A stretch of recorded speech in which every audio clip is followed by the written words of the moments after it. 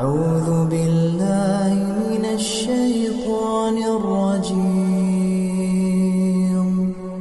بسم الله الرحمن الرحيم. أفرأيتم الماء الذي تشربون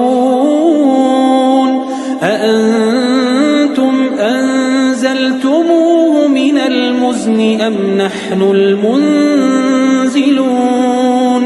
لو نشاء جعلناه أجاجا فلولا تشكرون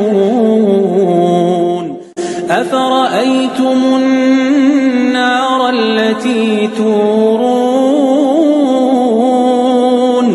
أأنتم أنشأتم شجرتها أم نحن المنشئون نحن جعلناها تذكرة ومتاعا للمقوين